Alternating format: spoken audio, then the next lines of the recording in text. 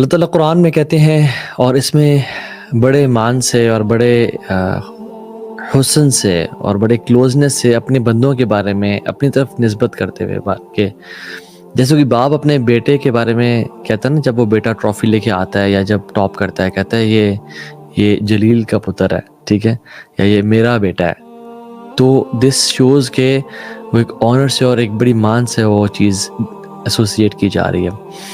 اللہ سبحانہ و تعالیٰ اپنے بندوں سے جو محبت کرتے ہیں اور ان کی کوالٹیز بتاتے ہیں کہ ہیں کیسے.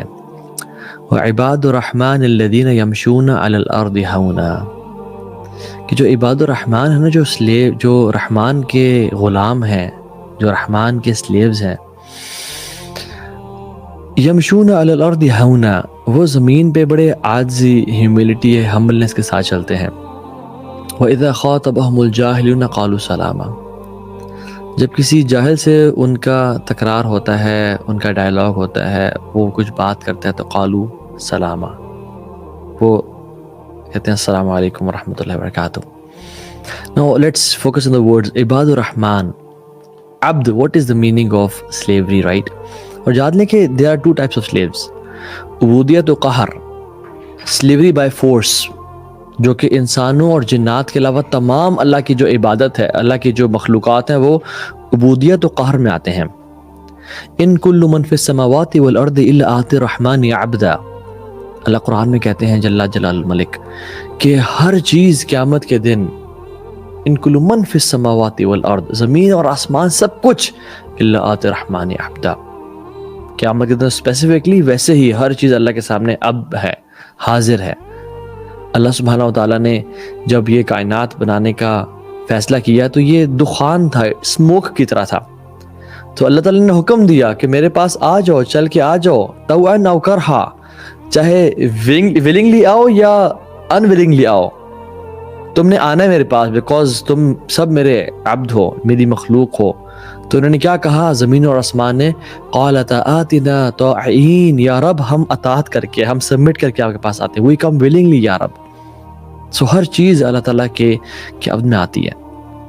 تو جو عبودیت و قہر ہے نا، وہ ہر چیز ہے، لیکن انسان اور جن کے پاس عبودیت و اختیار ہے، although ہم ہیں اللہ کے سلیوز ہی، لیکن اللہ نے ہمیں اختیار اور ول پاور دی ہے کہ تم رائٹ لیفٹ ہو سکتے ہو.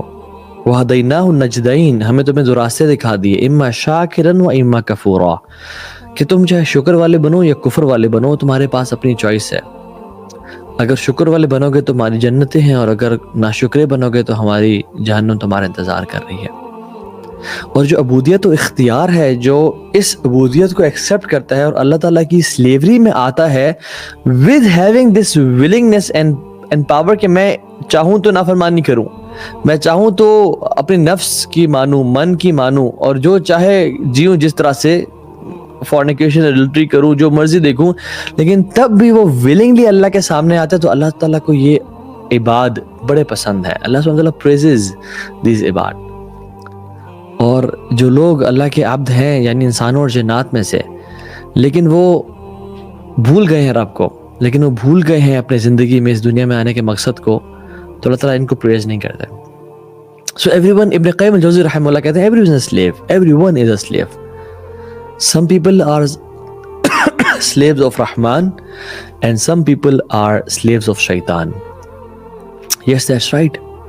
جو اللہ کی عبادت میں اور دین پہ عمل کرتا ہے وہ اللہ کا غلام اور اللہ کا عبد بن جاتا ہے، مگر جو انسان اپنے نفس کی اور شیطان کی اطاعت کرتا ہے وہ شیطان کی عبادت کر رہا ہوتا ہے. اللہ قرآن میں کہتے ہیں الم احد الیکم یا بنی آدم اللہ تعبد الشیطان، اے ابن آدم، تم سے میں نے عہد نہیں لیا تھا کہ تم نے شیطان کی عبادت نہیں کرنی، تم کیوں شیطان کی عبادت کرنا شروع ہو گئے؟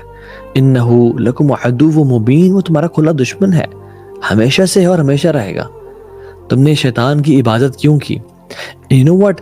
People living by this slogan YOLO and کھا لے پی لے جی لے and eat sleep and do whatever you want، اور freedom of speech and freedom of independence، اور ہم چاہے گیز ہیں یا لیسبینز ہیں، ہمارا جو بھی جینڈر ہے، ہم جو چاہیں کریں، یہ بیسیکلی اپنے نفس اور شیطان کی عبادت کر رہے ہوتے ہیں.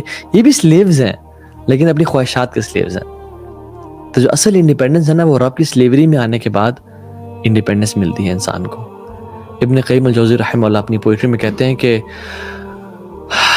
حربوا من رق الذی خلقوا له فبلوا برق النفس والشیطان، کہ وہ لوگ اپنے خالق کی غلامی سے نکل کے بھاگنا انہوں نے چاہا اور وہ پھنس گئے کدھر؟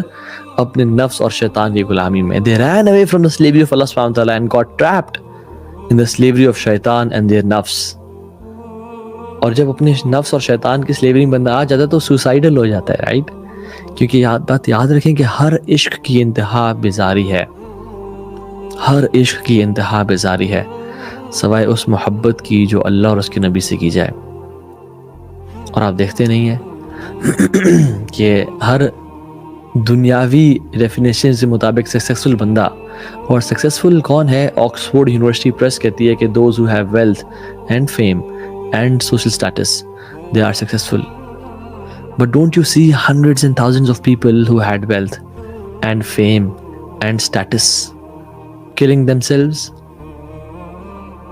آپ رابن ولیمز کو دیکھ لیں، آپ ٹونی اسکاٹ کو دیکھ لیں، آپ ایمی وائن ہاؤس کو دیکھ لیں، آپ کرٹ کوبین کو دیکھ لیں، آپ فلپ سیمور ہافمن کو دیکھ لیں، آپ کرس بینوا کو دیکھ لیں، آپ سشانت شرما کو دیکھ لیں.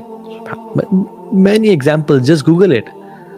میں اگر یہاں پہ صرف آپ کو نام پڑھتا رہ جاؤں نا کہ کتنے لوگوں نے پچھلے صرف 100 سال میں سیلیبریٹیز نے، ایک ہوتا ہے جس کو مینٹل ہیلتھ ایشوز ہیں وہ الگ چیز ہے، وہ ایک دکا ہوتے ہیں. People wanting their and achieving their American dream and living the life they wanted, they are committing suicides. سبحان اللہ. Why? کیونکہ ہر عشق کی انتہا بیزاری ہے سوائے اللہ اور اس کے رسول سے جو کیا جائے، اور وہ حب ہے، محبت اللہ کے نبی سے اور اللہ تعالیٰ سے. الا بذکر اللہ تطمئن القلوب، یہاں جان لو کہ اللہ کے ذکر میں دلوں کا سکون ہے. لیکن جو ہمارے سے دور لائف گزارے گا نا، چاہے جتنا مرضی سکسسفل بن جائے، ومن اعرض عن ذکری فان له معیشۃ ضنکا، جو ہمارے ذکر سے منہ موڑے گا، ہمارے ذکر سے دور رہے گا، فان له معیشۃ ضنکا، ہم اس کی ڈپریسڈ لائف بنا دیں گے. he will live a depressed life. and معیشہ یعنی عیش means life، اور معیشہ means جو آپ کا فائنانسز ہیں، فائنینشیل اسٹیبلٹی بھی ٹائٹ ہو جائے گی اور لائف بھی ڈپریسڈ اور ٹائٹ ہو جائے گی، اس کا نفس اپنے پہ ٹائٹ ہو جائے گا. اللہ اکبر. لیکن من عمل صالحا من ذکر او انثى وهو مؤمن، جس نے نیک اعمال کیے چاہے مرد ہو یا عورت ہو، فلنحینہ حیاتا طیبہ، ہم اس کو بہترین زندگی عطا کریں گے. اور دیکھیں سبحان اللہ، دنیا کتنی یعنی ڈپریشن کی طرف جا رہی ہے. فرینچ ریولوشن کے بعد 1789 میں people chose between the church and the liberal agenda, and they chose the liberal agenda because میں نہیں کہتا کہ چرچ کو سپورٹ کرنا چاہیے تھا انہیں، لیکن church was a sign of spirituality and the heart, لیکن ڈیفینیٹلی چرچ اور بائبل کی جو ٹیچنگز ہے وہ بھی ڈیویٹ ہو گئیں اور ڈسٹارٹ ہو گئیں اور سب خراب ہو گئیں. تو اس لیے انہوں نے وہ بھی ریبلز بن گئے اور انہیں پروٹیسٹنٹس نکل آئے وہاں پہ، اور اس طرح کی سارا ایک ہسٹری ہے پوری وہاں سے. So yes no doubt technology went up, the buildings went up, skyscrapers were built, it all went up, the finance went up, but with this suicide rates went up, divorces went up, abortions went up, dissatisfaction and anxiety cases went up, mental issues went up and touched the sky. The sky rocketed. And that's why the profession of psychotherapy and psychiatrist and psychologist, it became it became the most popular profession in Europe, because is hyper consumerism کے دور میں it all focuses on the body and the body and the body and no heart as well, no heart, and heart has nutrition as well, heart has life as well, جو کہ آسمان سے اس کی حیات آئی ہے. اِنَّا نَحْنُ نَزَّلْنَا ذِکر، ذکر تمہارے پاس ہے جو تمہارے دل کی سکون کا باعث بنے گا. لیکن ہم نے بھول گئے.